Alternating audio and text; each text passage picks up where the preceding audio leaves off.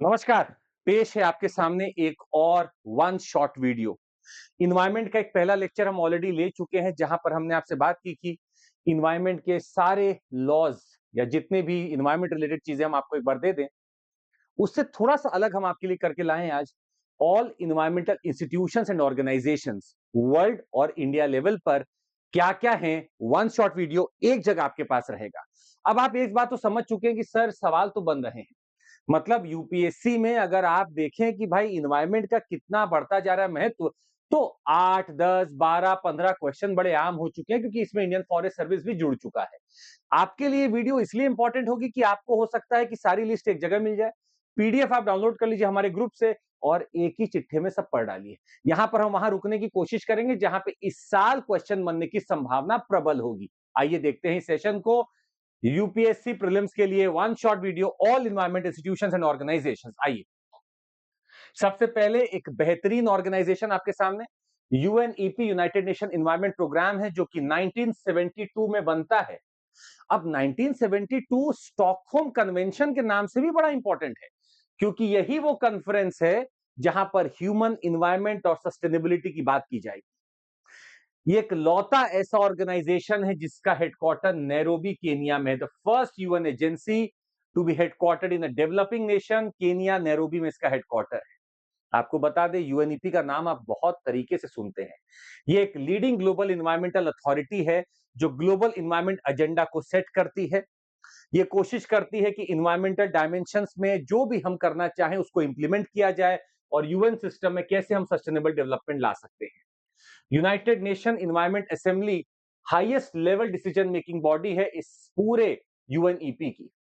Membership इसका universal होता है। फ्रीक्वेंसी ये बाइएनियली मिलते हैं, एवरी 2 इयर्स। इसके स्ट्रक्चर की हम बात कर रहे हैं यूएनईपी। हमारे पास कमिटी ऑफ परमानेंट रिप्रेजेंटेटिव्स हैं।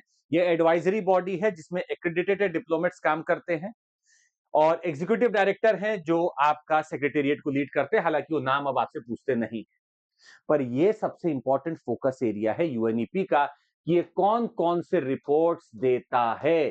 सबसे पहला report, global environment outlook report. Global environment outlook report, आप देखिएगा, ये कोशिश करते हैं कि इन्वायरमेंट कैसा हो, ये चेक करने की बात करते हैं कि असेसमेंट होना चाहिए ग्लोबल इन्वायरमेंट कैसा चल रहा है। हर 4 साल में पब्लिश करते हैं। एमिशंस गैप रिपोर्ट, मतलब कितना करंट एमिशन है और कितना एमिशन करना चाहिए था कि आपका वार्मिंग 1.5 या 2 डिग्री सेल्सियस तक ही पहुंचे। वो गैप कितना है, मतलब आप इतना करिए कि एमिशन कि आपका धरती का टेम्परेचर 1.5 डिग्री या 2 डिग्री तक ही रहे, और आप कितना कर रहे हैं, ये गैप कितना है, इसकी बात करता है। अडेप्टेशन गैप रिपोर्ट, ये ग्लोबल प्रोग्रेस कौन कितना कर रहा है क्लाइमेट अडेप्टेशन में, यूएनईपी बताता है। Frontiers report highlighting emerging issues, और फूड वेस्ट इंडेक्स भी ये देता है। यहां पर नॉर्मली लोग एफएओ को मार्क करके आएंगे, याद रखिएगा। फूड वेस्ट इंडेक्स भी यूएनईपी देता है, इसीलिए यूएनईपी को फेमस गैप रिपोर्ट्स के नाम से जाना जाता है कि ये गैप रिपोर्ट्स देता है और बहुत अच्छे से एसेस करता है कि ये करना चाहिए था, आप ये कर रहे हैं। यूएनईपी, इसके बारे में कुछ और हम आपको बता दें। इससे कुछ प्रोग्राम्स और इनिशिएटिव्स हैं, जैसे Faith for Earth programme.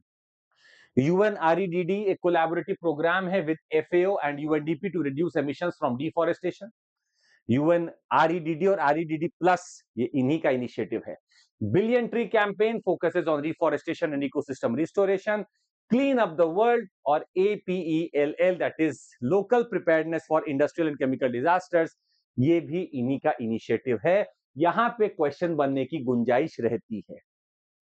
Plus convention और सेक्रेटेरिएट्स की आप बात करें, यूएनईपी होस्ट है बहुत सारे लीगली बाइंडिंग इंटरनेशनल ट्रीटीज का, होस्टेड बाय यूएनईपी, जो यूएनईपी डायरेक्टली होस्ट करता है। सीबीडी है, convention on international trade in endangered species, इसको होस्ट करता है। सीएमएस, जिसको आप बॉन कन्वेंशन के नाम से जानते हैं, कन्वेंशन ऑन माइग्रेटरी स्पीशीज को होस्ट करता है।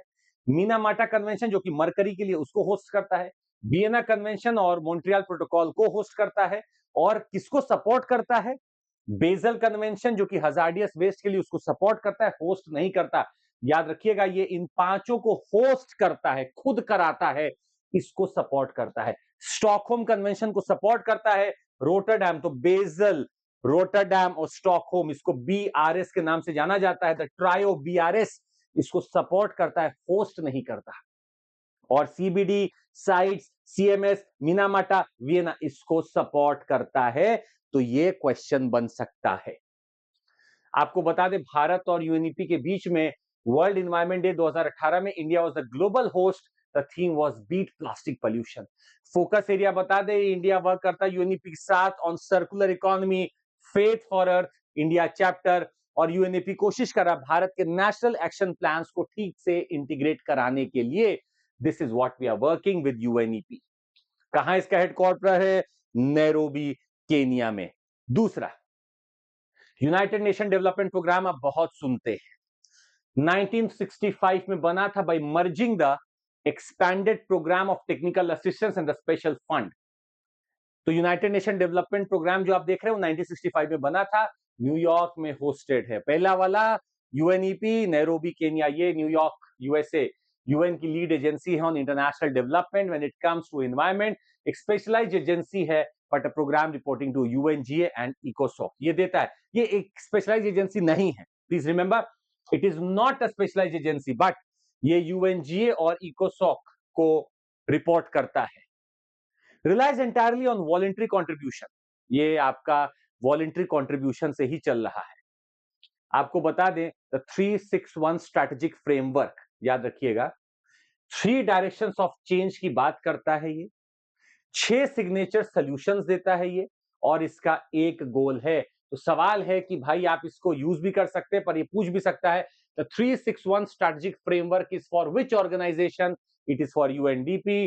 3 डायरेक्शन चेंज के, 6 सिग्नेचर सॉल्यूशन और एक गोल। आपको इसके रिपोर्ट्स के बारे में पता होना चाहिए, बहुत इंपॉर्टेंट है। आप सुनते हैं human development index, multi dimensional poverty index, gender inequality index, gender social norms index, planetary pressure adjusted HDI, बहुत सारे इंडेक्स देता है। नॉर्मली करंट अफेयर्स में आप पढ़ते हैं ह्यूमन डेवलपमेंट इंडेक्स में 3 indicators, life expectancy at birth, expected mean year of schooling and GNI per capita.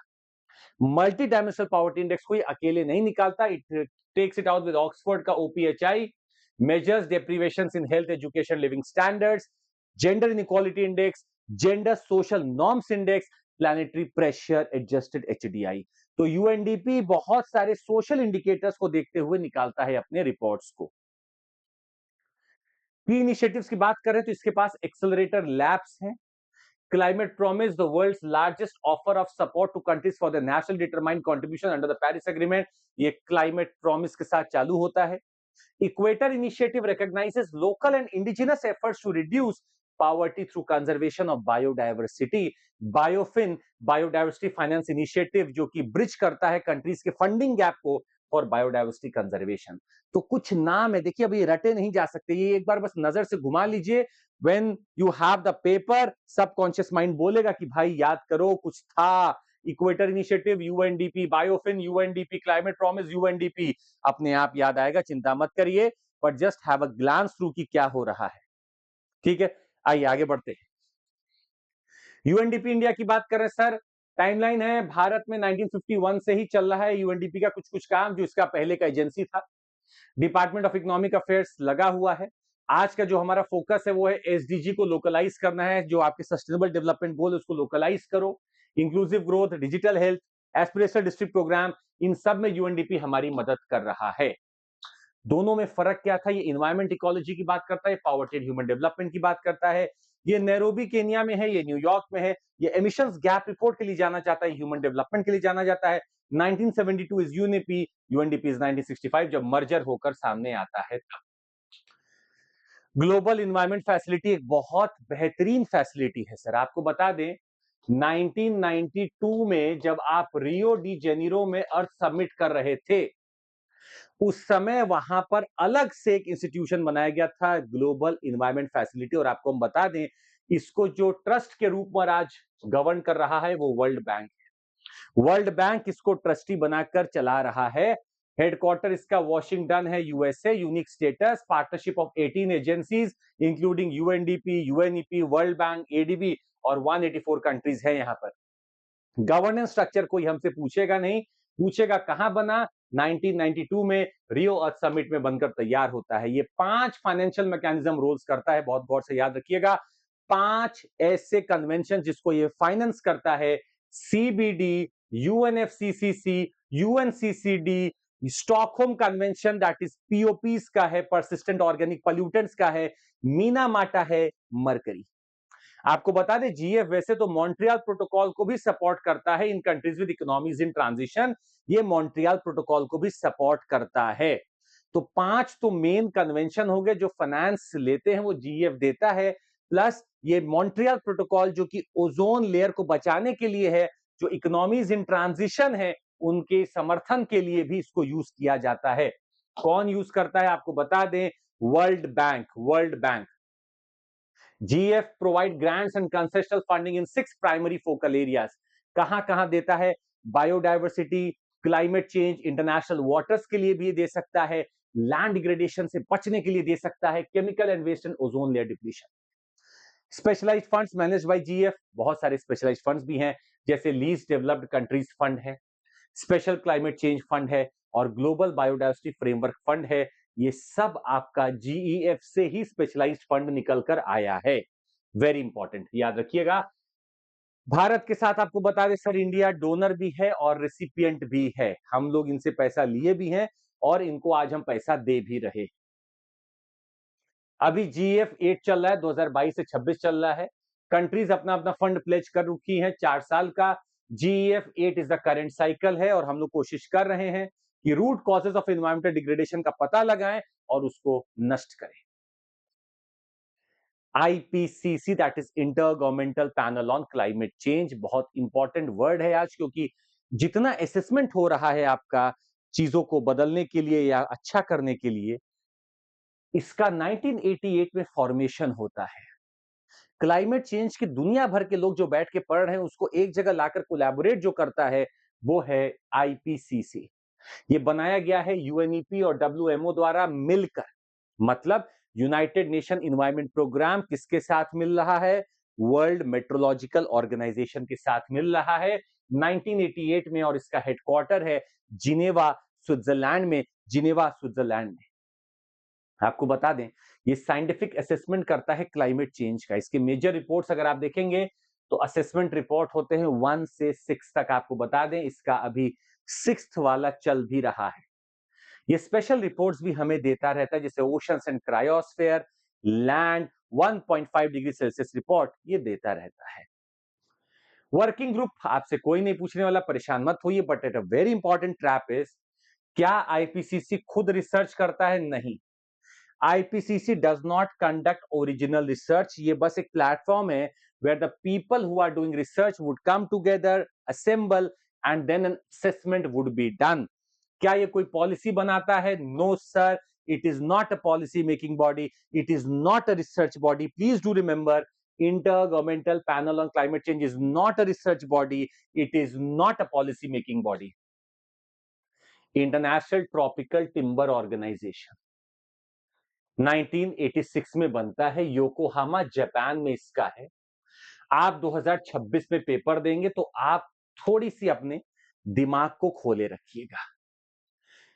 Tropical timber है तो ट्रॉपिकल वर्ल्ड में तो आप भी हैं, तो आप इसके जरूर एक कंज्यूमर मेंबर या मेंबर होंगे, इतना याद रखिएगा। ये चाहता है ट्रॉपिकल फॉरेस्ट को बचाकर रखा जाए। International tropical timber agreement latest अगर आप देखें तो आईटीटी ये 2006 में साइन हुआ था, सेम वही है। हमें टिम्बर ट्रेड बहुत सस्टेनेबल करना है, फॉरेस्ट लॉ का इन्फोर्समेंट करना, और Bharat as a consumer member इसको देख रहा है। याद रखिएगा ट्रॉपिकल लिखा है तो it covers only tropical forest, not all the forests. But I have a question for you, tropical forest forever facility के बारे में कौन जल्दी से बताएगा? ट्रॉपिकल फॉरेस्ट फॉरएवर फैसिलिटी के बारे में कौन जल्दी से नीचे कमेंट करके बताएगा? कौन कमेंट करके बताएगा ट्रॉपिकल फॉरेस्ट फॉरएवर फैसिलिटी के बारे में? Let me see how many of you can do this. Tropical forest forever facility क्या है? ट्रॉपिकल फॉरेस्ट फॉरएवर फैसिलिटी क्या है? कौन नीचे कमेंट करके बताएगा? लेट मी सी, ये कौन बता सकता है? चलिए, जब तक आप बता रहे हैं हम आगे बढ़ते हैं। United Nations forum on forest, UNFF, सन 2000 में बनता है, न्यूयॉर्क यूएसए में है। ग्लोबल फॉरेस्ट पॉलिसी प्लेटफॉर्म है ये। इसके जो आउटकम है, UN strategic plan for forest 17 से 30, ग्लोबल फॉरेस्ट गोल्स 6 गोल हैं जिसमें। तो फोरम ऑन फॉरेस्ट है सर, कोई इसकी बाइंडिंग अथॉरिटी नहीं है, और मजेदार बात है कि India is a founding member of this United Nations forum on forest. Bharat इसका फाउंडिंग मेंबर है। अगला देखते हैं, international union for conservation of nature, जिसने आधी यूपीएससी की जिंदगी में ग्रहण लगा रखा है, आईयूसीएन ने। अगर ये बनता नहीं तो आपका आसान कितना काम हो जाता, क्योंकि आपको कौन क्रिटिकली इंडेंजर्ड है, कौन स्पीशीज इंडेंजर्ड है, कौन वल्नरेबल है, पढ़ना ही नहीं हो।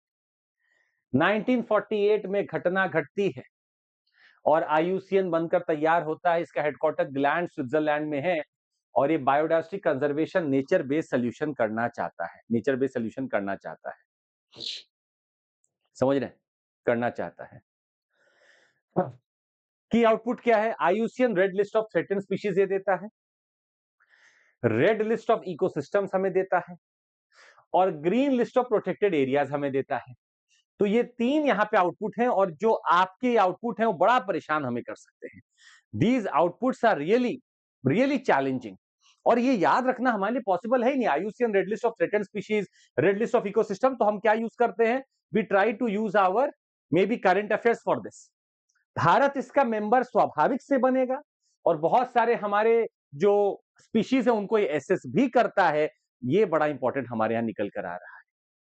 इंडिया मेंबर है, बहुत सारे स्पीशीज एसेस करता है, पर IUCN is not a UN body, याद रखिएगा। आईयूसीएन देखकर लग रहा है यूएन यूएन नहीं है। IUCN is not, IUCN is not, IUCN is not a UN body. Please do remember this, IUCN एक यूएन बॉडी नहीं है। चलिए, हैविंग सेड दिस आगे बढ़ते हैं। ट्रॉपिकल फॉरेस्ट अलायंस, अच्छा फॉरेस्ट फॉरेस्ट बहुत आ रहा है, आपको बताना था कमेंट करके, याद है ना? ट्रॉपिकल फॉरेस्ट फॉरएवर फैसिलिटी क्या है, क्यों है, कैसे है, प्लीज कमेंट करके बताइए। हम आपको बता दें 2012 में ट्रॉपिकल फॉरेस्ट अलायंस बनाया था।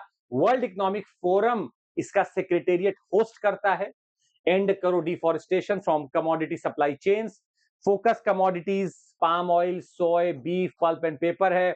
याद रखिएगा, ये एक अलायंस है, कोई ट्रीटी, कोई ऑर्गेनाइजेशन नहीं है, ये एक अलायंस है, ये एक अलायंस है।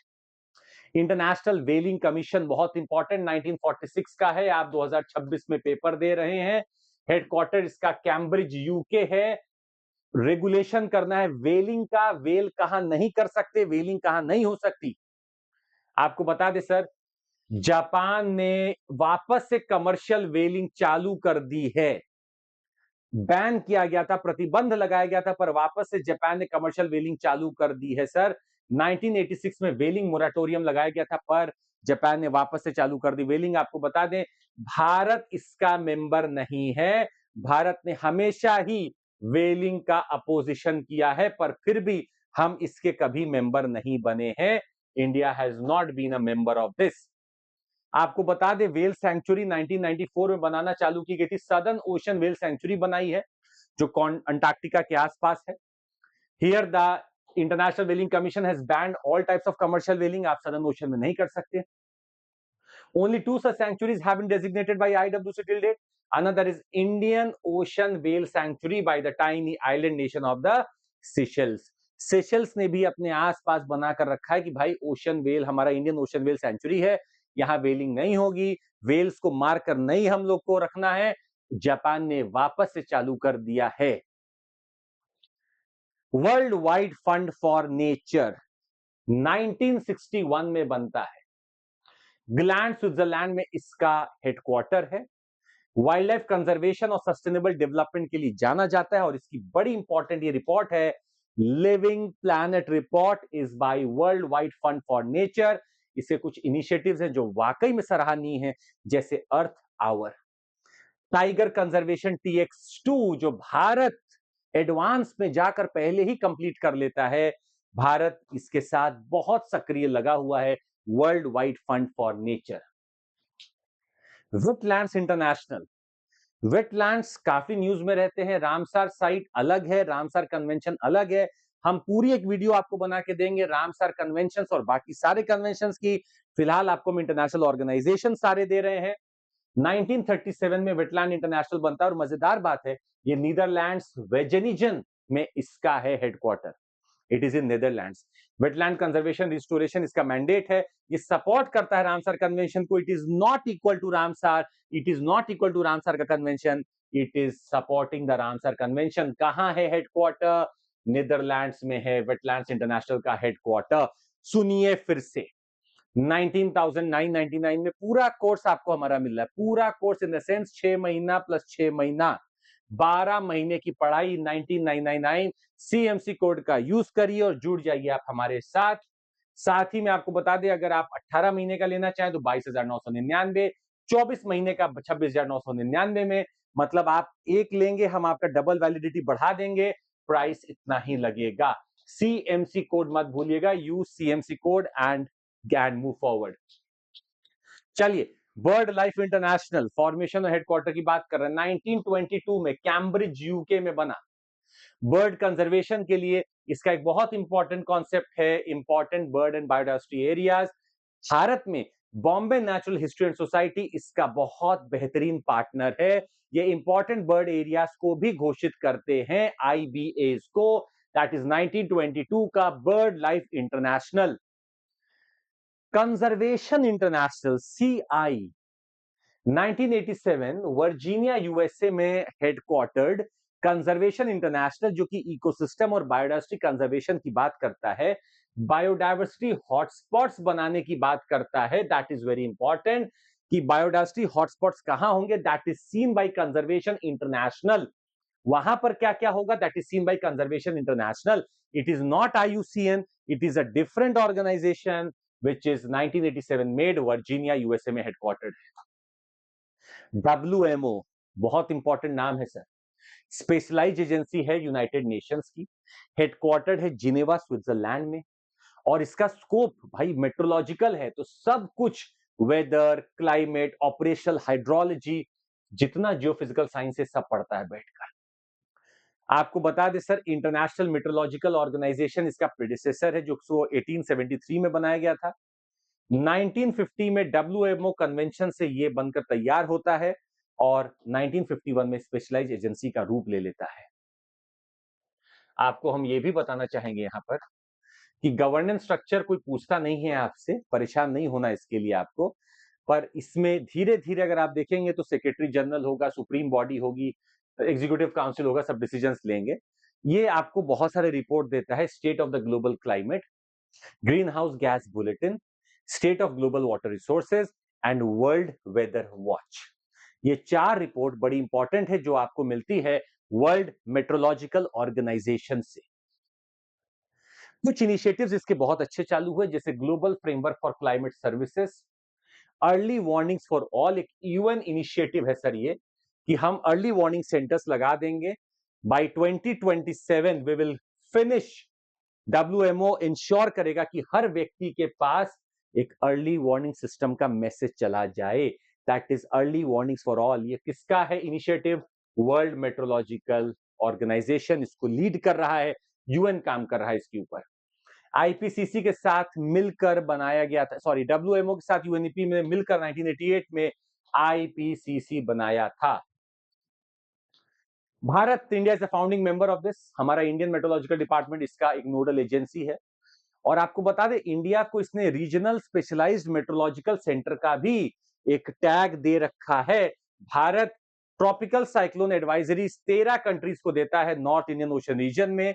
हम अपने आप में एक जबरदस्त रीजनल मेट्रोलॉजिकल ऑर्गेनाइजेशन या सेंटर बने हुए हैं। भारत के भी कुछ एनवायरमेंटल ऑर्गेनाइजेशन है जो आपको पता होने चाहिए, क्वेश्चन बनने की संभावना प्रबल रहेगी। Animal welfare board of India, आपको बता दें स्टैट्यूटरी एडवाइजरी बॉडी है, 1962 में बनती है। कैसे बनती है? Prevention of cruelty to animals act of 1960 से बनती है। जो चीज एक्ट से बनती है वो स्टैट्यूटरी होती है, ये बॉडी स्टैट्यूटरी है। आपको ये भी हम बता दें सर, इसका हेडक्वार्टर बल्लभगढ़ हरियाणा में है। बल्लभगढ़ हरियाणा में इसका है। AWBI का ये स्टैट्यूटरी बॉडी है, इसका पूरा का पूरा आपका हेडक्वार्टर वहां पे बना हुआ है। साथ ही में आपको बता दें सेंट्रल जू अथॉरिटी बहुत इंपॉर्टेंट है सर। 1972 के वाइल्ड लाइफ प्रोटेक्शन एक्ट से एक बॉडी बनकर तैयार हो रही है, उसका नाम है सेंट्रल जू अथॉरिटी, जो कि 1992 में बनके तैयार हो जाएगी। जितने देश भर में जू का मैनेजमेंट है, सब यही देखती है, that is central zoo authority. National biodiversity authority, Bharat में बायोडायवर्सिटी एक्ट पास हो रहा है 2002 में, और एक स्टैट्यूटरी बॉडी बन रही है एनबीए। क्या करने के लिए? फैसिलिटेट करने के लिए, रेगुलेट करने के लिए, एडवाइस करने के लिए गवर्नमेंट ऑफ इंडिया को on issues of conservation, sustainable use, fair and equitable distribution of benefits, ताकि भारत के बायोलॉजिकल रिसोर्सेज को सही से यूज किया जा सके, उसके लिए ये बॉडी को बनाया गया था। बायोडायवर्सिटी एक्ट भारत का 2002 में आता है और इसके रूल्स बनते हैं 2004 में। और इसके साथ साथ आपको बता दें, अगर नेशनल बायोडायवर्सिटी अथॉरिटी टॉप पर बनाई गई थी, तो इसके ठीक नीचे बनाई गई थी स्टेट बायोडायवर्सिटी अथॉरिटी, उसके ठीक नीचे बनाई गई थी बायोडायवर्सिटी मैनेजमेंट कमिटी। तो एक टियर्ड स्ट्रक्चर बनकर तैयार हो जाता है। आपको अगला नाम जो हम देने वाले हैं वो है wild life crime control bureau.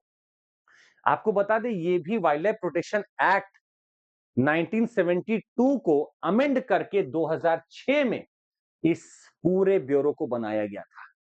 इसका हेडक्वार्टर न्यू दिल्ली में है, पर इसके 5 रीजनल ऑफिसेज हैं, दिल्ली, कोलकाता, मुंबई, चेन्नई और जबलपुर में। ये सर पूरा ऑर्गेनाइज्ड वाइल्ड लाइफ क्राइम के लिए तत्पर रहता है कि कैसे रोका जाए। Wild life crime control bureau sir लगा हुआ है कि वाइल्ड लाइफ क्राइम्स को कैसे कॉम्बैट किया जाए, कैसे रोका जाए। This is moving forward with great zeal. आपके सामने एनजीटी है सर, 25 साल हो चुके हैं इसको बने हुए, ये इसका 26वां साल है। एक स्टैट्यूटरी बॉडी है, नेशनल ग्रीन ट्रिब्यूनल एक्ट 2010 में बनी थी। एक स्टैट्यूटरी और क्वासी जुडिशियल बॉडी है ये। India is only the third country in the world after Australia and New Zealand to have such a specialized environmental tribunal. Article 21 इसका inspiration है, और 1992 के रियो अर्थ समिट में हमने कमिट किया था, हमने 2010 में एक स्टैट्यूटरी लॉ पास करके इसको बनाया है, जो कि नेशनल ग्रीन ट्रिब्यूनल एक्ट है। इसका हेडक्वार्टर न्यू दिल्ली में है और रीजनल ब्रांचेस भोपाल, पुणे, कोलकाता, चेन्नई में है। चेयरपर्सन की बात करेंगे सर, रिटायर्ड जज ऑफ द सुप्रीम कोर्ट और retired chief justice of high court हो सकते हैं, जिसको अपॉइंट करती है central government in consultation with CGI. Minimum 10 और मैक्सिमम 20 जुडिशियल और अदरवाइज जो एक्सपर्ट मेंबर है वो होंगे इसमें। Expert members must have a professional qualification and 15 years of experience in environmental science and management. Tenure 5 साल का फिक्स होता है। Members are not eligible for reappointment, याद रखिएगा, they are not eligible for reappointment. Legal and procedural framework का बात कर रहे हैं सर, ये प्रिंसिपल ऑफ नेचुरल जस्टिस से गाइड होता है, not code of civil procedure. हाँ, 6 महीने का टाइमलाइन फिक्स है इसके लिए, फाइलिंग होने से 6 महीने में आपको डिस्पोज करना है केस को। Any challenge to an NGT order lies directly with the Supreme Court and that too within 90 days. आपको 90 दिनों के अंदर ही चैलेंज करना होगा। ये सस्टेनेबल डेवलपमेंट को, प्रिकॉशनरी प्रिंसिपल को और पॉल्यूटर पेस प्रिंसिपल को फॉलो करता है। तो कौन कौन से एक्ट से इसको पावर मिल रहा है? एनजीटी सर 7 स्पेसिफिक एक्ट से पावर लेता है। Water act 1974, water cess act 1977, forest act of 1980, air act of 1981, environment act of 1986, public liability insurance act of 1991 और बायोलॉजिकल डाइवर्सिटी एक्ट ऑफ 2002। ये इन दोनों से ही लेता है अच्छा खासा, दोनों से ही इन सभी से लेता है। क्या बच गया? Wild life protection act of 1972 बच गया और इंडियन फॉरेस्ट एक्ट ऑफ 1927 बच गया। इन दोनों में पीनल प्रोविजंस हैं और ये दोनों ही पावर इसको नहीं देते। तो सिविलियन केसेस जो है वो यहां पर लगते हैं, पर आपको बता दे भाई, इसके पास पावर है, सुओ मोटू पावर है, प्यूनिटिव पावर है, इंप्रिजनमेंट भी दे सकता है अप टू 3 years और मैसिव फाइन्स लगा सकता है। ये चाहे तो जो डैमेज हुआ है उसकी भरपाई करने का ऑर्डर दे सकता है। It can cause for the restoration of damaged property or compensation also, ये सब दे सकता है। National board for wild life, नाम तो सुना ही होगा भाई। वाइल्ड लाइफ प्रोटेक्शन एक्ट 1972 है, उसी से बन रहा है। ये एपेक्स बॉडी है for all wild life related matters in India. और क्यों एपेक्स है आप समझिएगा सर, इसके डिसीजन एडवाइजरी तो होते हैं, पर ये इतना पावरफुल है क्योंकि इसका chairman is a prime minister of India. सोचिएगा, एनबीडब्ल्यू एक बहुत बड़ी बॉडी है, हालांकि ये धीरे-धीरे कम की जा रही है यहाँ से। यहाँ पर prime minister of India is the chairman, vice chairman is minister of environment, forest and climate change. Other members में 3 एमपीज, 2 लोकसभा से, 1 राज्यसभा से, 5 एनजीओ, 10 एमिनेंट इकोलॉजिस्ट, ये सब आते हैं। इसकी एक स्टैंडिंग कमिटी है जो डे टू डे सारा काम देखती रहती है, which is chaired by minister of environment. ये डे टू डे सारा देखती रहती है। खैर, आपको ये भी बता दें, ये रिव्यू करती है और अप्रूव करती है, रिजेक्ट करती है प्रोजेक्ट्स को, लाइक रोड, माइंस और dams that fall inside with in 10 kilometre of the protected areas. 10 kilometre के रेडियस में जो भी आता है, ये उसको रिव्यू करके ही अपना मत देगी। पॉलिसी फ्रेमिंग के लिए बहुत इंपॉर्टेंट है। प्रोजेक्ट क्लियरेंस के no alteration of boundaries of national parks और wild life sanctuaries can be done without the recommendation of NBWL. बहुत इंपॉर्टेंट बॉडी है और खुद पीएम बैठे हैं वहां पे, तो आपको बात मानना ही पड़ेगा।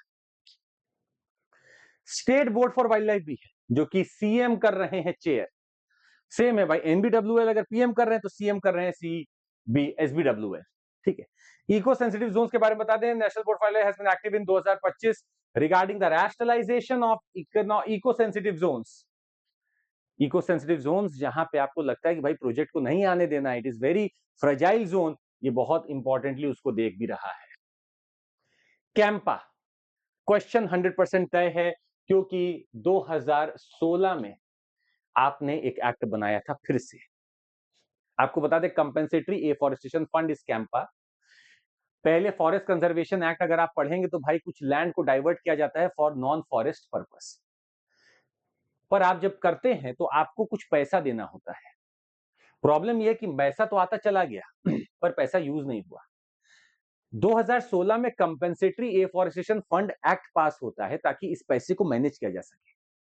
कैंपा को एक बॉडी बनाई जाती है नेशनल और स्टेट लेवल पर, ताकि इस पैसे को मैनेज किया जा सके, क्योंकि आप डाइवर्ट करोगे फॉरेस्ट लैंड तो आपको पैसा तो देना पड़ेगा। When a company takes forest land, they pay into Campa for cost of afforestation। वो cost of afforestation कंपनी पे करती है। नेट प्रेजेंट वैल्यू मतलब एक एडिशनल पेमेंट करती है to compensate for the loss of ecosystem services, जो आज हमें ऑक्सीजन, वुड, बायोडाइवर्सिटी जो हमें मिल रहा था, आप इसका भी एक पैसा देते हो। Other cost, catchment area treatment, wildlife management cost, सारा बहुत पैसा आप देते हो। If you are a company, you are taking a forest land, आपको सब पैसा देना पड़ता है। फंड डिस्ट्रीब्यूशन 90:10 रूल है। नेशनल फंड मतलब पब्लिक अकाउंट ऑफ इंडिया में 10% जाता है, सॉरी, स्टेट फंड में 90% जाता है। तो याद रखिएगा, 10% जाता है सेंटर के पास, 90% जाता है स्टेट फंड्स के पास। The money must be used for afforestation, assisted natural regeneration, forest management and wildlife protection। It cannot be used for administrative expenses like salaries or office buildings। याद रखिएगा, सैलरीज और office buildings के लिए आप इसको use नहीं कर सकते। 90% goes to state funds and 10% goes to national fund। CAMPA बता दे sir, ministry of environment, forest and climate change, जो नेशनल कैंपा एडवाइजरी काउंसिल है, उसको चेयर करते हैं। State CAMPA chaired by the chief minister. Governing body जो state CAMPA की होती है उसको सीएम चेयर करते हैं और स्टीयरिंग कमेटी चीफ सेक्रेटरी करते हैं। खैर, ये कोई पूछता नहीं है, but this is very important, ये वाला इंपॉर्टेंट है। कैंपा एडवाइजरी काउंसिल जो नेशनल लेवल पे, उसको चेयर कर रहे हैं मिनिस्ट्री ऑफ एनवायरमेंट, फॉरेस्ट और क्लाइमेट चेंज की, और गवर्निंग बॉडी जो स्टेट कैंपा की वो चेयर कर रहे हैं चीफ मिनिस्टर स्वयं। और बहुत सारे इश्यूज बने रहते हैं सर, लैंड के, monoculture versus biodiversity, audit concerns, ये सब मेन से रिलेटेड है, पर ये कंसर्न हमारा हमेशा बना रहता है। खैर, आपको बता दें, हमारे बैचेस सर 2 मार्च से चालू हो रहे हैं, और हम आपको ये भी बता दें कि हमारा टेस्ट हो रहा है। आप टेस्ट तो जरूर देने पहुंचेंगे। हमारा ऐप विजिट करिए, देखिए हमारा एक रिवीजन टेस्ट सीरीज चालू हो रहा है। 1999 में सीएमसी कोड लगाइए और जुड़ जाइए। साथ ही में प्रीलिम्स मॉक टेस्ट हो रहा है हमारा, आप जुड़ सकते हैं। प्रीलिम्स मॉक टेस्ट में मार्च 1 2026 में होगा। ये होगा यूआईपीएमटी है, मतलब 4थे नंबर का है, ऑलरेडी 3 हो चुके हैं। आपको फायदा मिलेगा, प्लस हम लोग पीटी 730 आपके लिए लेकर आ गए हैं। बहुत ही डिटेल्ड यहाँ पर कंटेंट आपको मिलेगा, 2 साल का करंट अफेयर्स पूरा कवर होगा। आज के लिए बस इतना ही, मिलते हैं आपसे कल। बाय, टेक केयर, जय Hind, thank you so much. जरूर लाइक, सब्सक्राइब और शेयर करिएगा, और बाकी वन शॉट वीडियो में आपको क्या चाहिए कमेंट करके बताइएगा। Let's crack it. Thank you so much.